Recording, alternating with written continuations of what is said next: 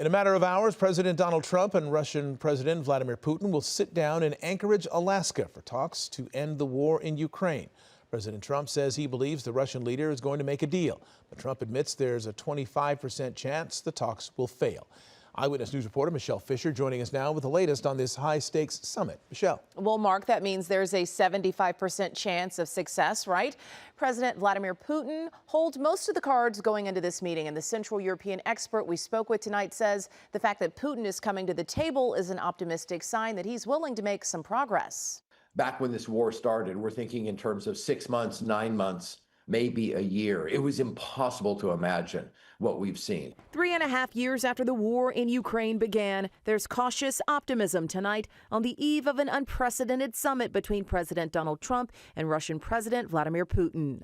Putin wouldn't be there if there wasn't, some possibility of progress. But as USC Central European Studies professor Robert English points out, Friday's meeting in Anchorage, Alaska is different diplomatically from what's customary. Normally, a meeting of heads of state, especially when they're trying to end a long-running war, only occurs after careful preparation at the working level, after a framework agreement at the ministerial level. Trump is trusting, the deal maker, his personal charisma, his use of carrots and sticks, that he can do it all in one fell swoop.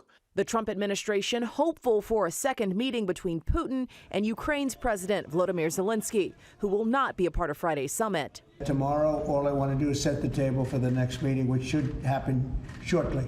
I'd like to see it happen very quickly. We're hopeful. We want there to be a peace. We're going to do everything we can to achieve one, but ultimately it'll be up to Ukraine and Russia to agree to one. A ceasefire experts say might include Russia halting demands for more territory and accepting a ceasefire where the line is now, both sides halting long-range airstrikes and agreements on future security and peacekeeping measures.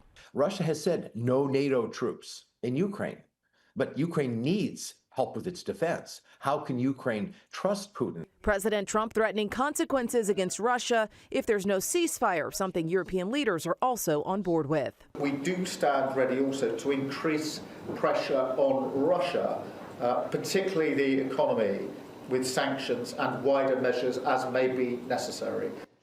And this will be the first time that Putin has been on American soil in a decade. The summit set to begin around noon our time. The White House has said the plan is for Trump and Putin to hold a joint press conference after tomorrow's summit. So stay with Eyewitness News and ABC as this all plays out tomorrow. Mark? All right, Michelle Fisher, thank you.